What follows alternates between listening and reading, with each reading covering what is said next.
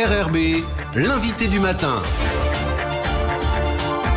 Bonjour Jean-François Bodin. Bonjour Lionel. Votre invité ce matin, Loïc Frétard, le directeur exploitation de la clinique Ilnoumania. La clinique Ilnoumania qui a ouvert ses portes aux premiers passants le 25 septembre dernier. Ça fait donc bientôt 3 mois. Ça fera 3 mois à Noël qu'elle est en fonctionnement. Loïc Frétard, bonjour. Bonjour. Merci d'avoir accepté notre invitation pour faire un peu le point sur le fonctionnement de cette clinique Ilnoumania. D'abord peut-être en termes fonctionnels, j'allais dire. Est-ce que vous êtes heureux des locaux dans lesquels sont installées les équipes et de la manière dont se déroule le travail ? Écoutez, oui, nous sommes heureux d'avoir intégré enfin ces nouveaux locaux qui sont fonctionnels et qui sont à la pointe, qui sont modernes et qui permettent vraiment d'accueillir nos patients dans de bonnes conditions. Vous vous souvenez que la préparation de ce déménagement a été un petit peu périlleuse. Nous avons eu que 2 mois entre la prise du bâtiment et le premier patient le 25 septembre pour pouvoir aménager. Le déménagement s'est bien passé, l'aménagement des équipes s'est bien passé dans un délai très court. Et je profite de votre antenne pour remercier les équipes pour ce challenge parce que c'était pas évident et il a été relevé avec brio. Et tout le monde a trouvé ses marques rapidement ? Il faut un petit peu de temps. C'est vrai que trois organisations en une qui se retrouvent sur le même site, ça fait à peine 2 mois et demi aujourd'hui qu'on est ensemble sur le site. Il a fallu quelques semaines pour se roder. Je pense qu'il va falloir encore quelques mois pour pouvoir obtenir une certaine routine d'organisation.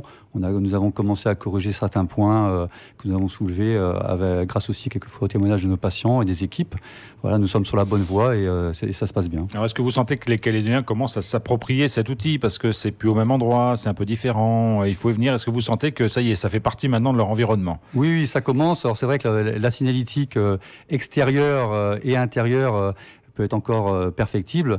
Nous avons sollicité la mairie pour pouvoir poser des panneaux indicateurs pour montrer où se trouve la clinique. Il y a encore quelques patients qui à Nouville ne savent pas où trouver la clinique. Ça va se faire, j'espère, dans les prochaines semaines. En interne aussi, notre nouvelle organisation a été un petit peu repensée. On va améliorer la signalétique. Mais aujourd'hui, les patients ont retrouvé le chemin des cliniques. Assez rapidement d'ailleurs, même très rapidement. On pensait avoir une petite phase de rodage. Finalement, après 10 jours d'installation, les patients ont vite retrouvé le chemin de la clinique et l'activité a repris de plus belle. Finalement, le seul service qui a mis un peu plus de temps à démarrer, ce sont les urgences, parce que les gens hésitaient à venir aux urgences à la clinique Ilnoumania, au début en tout cas. Oui, paradoxalement, au départ, l'activité était un peu plus faible que celle rencontrée sur le site Mania.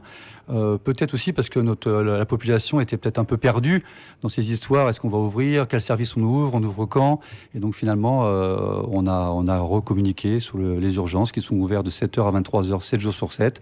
Et là, l'activité, depuis 3 semaines, depuis la mi-novembre, a repris le chemin qu'elle avait avant sur le site Mania. Parmi les problèmes qui restent encore à régler, on entend dire que parfois le parking est un peu surchargé, que le nombre de places quand on vient à la clinique, c'est limite, quoi. Il ne faut pas arriver trop tard, en gros. Oui, c'est vrai que c'est un des sujets. Alors on a ouvert d'autres places sur un terrain libre un peu derrière le bâtiment de la clinique, ce qui va permettre au personnel de se garer, donc de libérer de la place pour nos patients et leurs visiteurs. Mais c'est vrai que l'emprise foncière de la clinique n'est pas très grande et aujourd'hui le nombre de parkings présents va être assez limité. Donc ça s'est amélioré quand même depuis quelques semaines, mais néanmoins ça sera toujours un sujet. L'un des critères, c'est évidemment le taux de remplissage. On n'est pas dans l'hôtellerie, mais il y a un peu de ça quand même, hein, c'est-à-dire le taux de fréquentation de la clinique. Aujourd'hui, vous êtes déjà en capacité maximale ou vous avez encore une marge de progression pour accueillir un peu plus de public ? On a encore un peu de marge de progression selon les services, mais c'est vrai que par exemple, depuis 15 jours, les cliniques étaient pleines. Alors, entre le mardi soir et le vendredi, 100% des lits de court séjour étaient occupés, avec une activité au bloc opératoire entre 70 et 85 patients jour. Donc c'est une belle activité. Il va falloir qu'on travaille aussi sur ces flux, sur éventuellement raccourcir les durées de séjour. Il y a un vrai travail à faire dans les prochains mois pour optimiser le nombre de venus à la clinique, sachant que le nombre de lits est restreint. Les lits sont tous installés dans le court séjour et les seuls lits qui restent installés, c'est à partir de janvier 2019, une partie des lits de soins de suite. Et côté personnel, tout est au complet ? Au personnel, on a en effet ouvert dans les conditions prévues. On commence aujourd'hui, après 3 mois d'ouverture, à ajuster quelque peu les effectifs. C'est vrai que nous ne pensions pas que l'activité allait démarrer aussi rapidement. Nous allons devoir ajuster un peu les équipes dans certains services qui fonctionnent très bien. C'était prévu. On s'était donné 3 à 6 mois pour pouvoir ajuster les organisations. Il s'avère aujourd'hui que c'est nécessaire. On va le faire avec parcimonie et justesse parce que nos conditions financières ne sont pas roses, malheureusement. Mais néanmoins, il faut quand même répondre à cette demande et aussi pour le bien du personnel comme pour le bien des patients.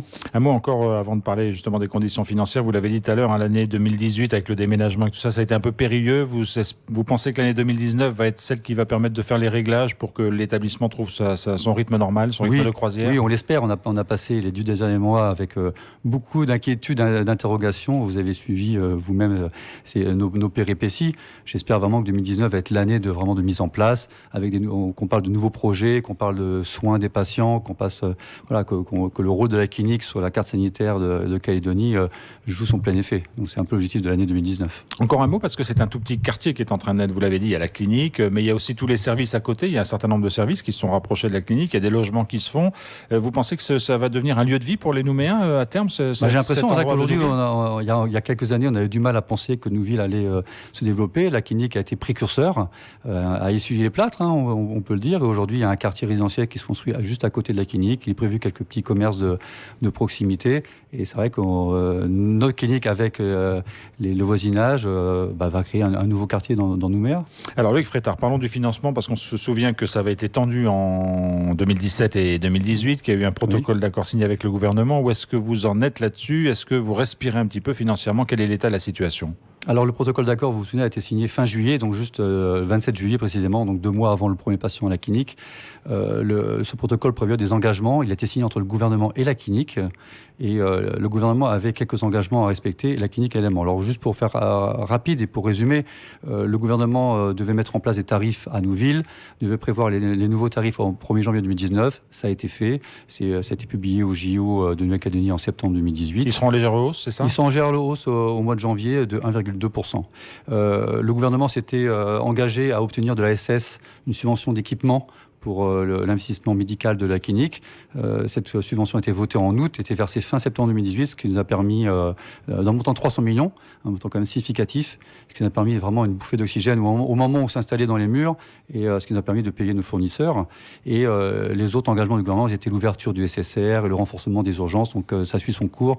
De ce côté-là, le gouvernement a vraiment soutenu la clinique et a suivi ses engagements. Et du côté clinique, alors, quels étaient les engagements? Est-ce qu'ils sont respectés? Alors, il y a eu plusieurs engagements, des engagements à moyen terme sur le développement, sur la signature de contrats d'objectifs et de moyens. Mais les 2 engagements court terme qui étaient importants étaient l'apport en capital des actionnaires d'un montant minimum de 100 millions. Ça a été fait en août 2018. Et en plus de ces 100 millions, les actionnaires ont reversé dans la clinique, dans l'économie de la clinique, 150 millions supplémentaires en septembre 2018, ce qui, en complément des 300 millions de la subvention de SS, a vraiment permis de passer ce cap du déménagement et de cette marche à blanc pendant ces périodes très courtes. Alors, il reste un point qui est en discussion, qui n'est pas réglé, c'est celui du loyer de la clinique. Où est-ce qu'on en est là-dessus? Alors, c'était l'engagement de la clinique de voir avec son propriétaire, la société PHP, pour obtenir une réduction significative de 2,2 milliards de loyer sur les 12 premières années. Ça a été voté et signé dans un avenant au bail au mois d'août 2018 avec la société PHP. Donc c'est sur la bonne voie. Et la société PHP devait revenir vers ses banques prêteuses pour négocier son taux d'intérêt, comme le ferait un particulier qui revient... Qui renégocie son prêt. Qui renégocie son prêt, parce que aujourd'hui, la situation de la clinique a changé. En tant que propriétaire immobilier, le bâtiment est construit, est très bien construit, il est installé. Son locataire, qui est la clinique, s'est installé dans de bonnes conditions et aujourd'hui est un locataire fiable, avec une activité médicale retrouvée. Donc aujourd'hui, le risque, entre guillemets, bancaire est beaucoup plus faible qu'il y a quelques années. Donc je pense que la société PHP a raison de pouvoir renégocier avec ses banques son taux. C'est une renégociation qui se fait en ce moment. Elle doit être achevée le 31 décembre. Elle doit être achevée le 31 décembre. C'est prévu dans le protocole d'accord. Si jamais ça échoue, ça posera un gros problème financier pour l'exploitation? Oui, parce que ça pourrait remettre en cause la baisse de loyer. C'était une des conditions que le gouvernement avait inscrit dans le protocole d'accord. Donc ça pourrait surseoir à ce protocole d'accord. Et un des engagements de la clinique était de trouver un financement complémentaire pour l'investissement médical. Ce qui a été fait, nous avons obtenu de 2 banques de la place de Nouméa un crédit d'équipement de 600 millions.